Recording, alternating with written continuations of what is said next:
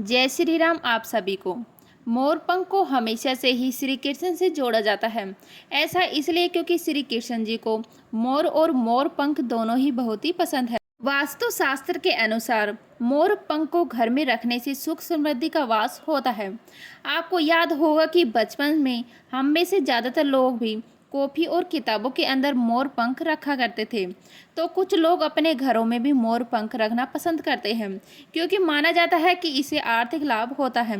तो आइए जानते हैं वास्तु इस पर क्या कहता है और घर में मोर पंख की दिशा से लेकर रंग तक किन बातों को ध्यान में रखना जरूरी है। घर में दक्षिण दिशा में रखे मोर पंख। मोर पंख को कभी भी पैरों के नीचे रखकर नहीं सोना चाहिए। कहते हैं ऐसा करने पर घर में गृह क्लेश भी हो सकता है। बिस्तर के नीचे भी मोर पंख नहीं रखना चाहिए, बल्कि आप चाहे तो इसे अपने तकिए के नीचे रख सकते हैं। लेकिन इस बात का हमेशा ख्याल रखें कि रोजाना अपने तकिए के नीचे सफाई करके ही मोर पंख रखें। कई लोग मोर पंख का इस्तेमाल अपने घर को सजाने के लिए करते हैं, लेकिन वास्तुशास्त्र के ऐसा करने से आप मोर पंख की पॉजिटिव एनर्जी को ख़त्म कर देते हैं। आपको मोर पंख को एक अलग जगह पर लगाना चाहिए जहां पर कोई खिलौने, सजावटी सामान या फिर टूटा फूटा सामान न रखा हो। इससे मोर पंख की पॉजिटिव एनर्जी आपको मिलती रहेगी। कई लोग मोर पंख को अपनी आर्ट एंड क्रिएटिविटी के लिए इस्तेमाल करते हैं, लेकिन ऐसा करने से मोर पंख सिर्फ डेकोरेटिव यानी सजावटी सामान ही बनकर रह जाता है। इसकी पॉजिटिव एनर्जी खत्म हो जाती है। इसीलिए इस पर कभी भी किसी का रंग इस्तेमाल नहीं किया जाता है। भाग्य और पॉजिटिव एनर्जी से जुड़ी किसी भी चीज़ को गिफ्ट में देने से बचना चाहिए। आप अगर घर में रखे मोर पंख किसी और को गिफ्ट करते हैं तो इससे आपके घर की पॉजिटिव एनर्जी बाहर चली जाती है और आपके खर्चे भी बढ़ने लगते हैं। काफ़ी लोग मोर पंख के लिए मोर को काफ़ी परेशान करते हैं।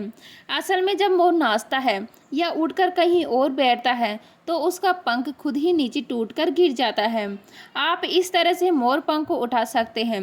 वास्तुशास्त्र के अनुसार जब आपको पंख गिरा हुआ मिलता है तो यह आपके लिए खुशखबरी का एक संदेश है। मान्यताओं के अनुसार ऐसा कहा जाता है कि यह आपके भाग्य का खुलने का एक इशारा है। मोर पंख को घर में लगाने के लिए वास्तुशास्त्र में कुछ उपाय बताए गए हैं। घर की दक्षिण पूर्व दिशा, जिसे आग्नेय कोण भी कहा जाता है, मोर पंख लगाने के लिए शुभ मानी जाती है। इसके अलावा तिजोरी या अलमारी में भी मोर पंख रखना शुभ होता है, जिससे धन लाभ होता है। घर के मुख्य द्वार पर भी मोर पंख लगाने से नकारात्मक ऊर्जा घर में प्रवेश नहीं करती है। मोर पंख दिखने में जितना खूबसूरत होता है उतना ही काम की चीज़ है। मोर पंख आपकी कई समस्याओं का समाधान कर सकता है। नंबर 1, ग्रहों के अशुभ प्रभाव होने पर मोर पंख पर 21 बार ग्रह का मंत्र बोलकर पानी की छींटे दें और इसे श्रेष्ठ स्थान पर स्थापित करें जहां से यह दिखाई दे। नंबर 2, आर्थिक लाभ के लिए किसी मंदिर में जाकर मोर पंख को राधा कृष्ण के मुकुट में लगाएं और 40 दिन बाद उसे लाकर तिजोरी में रख दें। नंबर 3, बुरी नज़र से बच्चों को बचाने के लिए नवजात बालक को मोर पंख चांदी की ताबीज में पहनाएं। नंबर 4, यदि आपका बच्चा बहुत रोता है, चिढ़ता है, जिद्दी है तो सिर पर पंख लगाने से जिद कम हो जाती है। नंबर 5, अगर आप दुश्मनों से परेशान हैं तो मोर पंख पर हनुमान जी के मस्तक का सिंदूर मंगलवार शनिवार उनका नाम लेकर लगाएं और सुबह बिना मुँह धोए इसे बहते हुए पानी में बहा दें।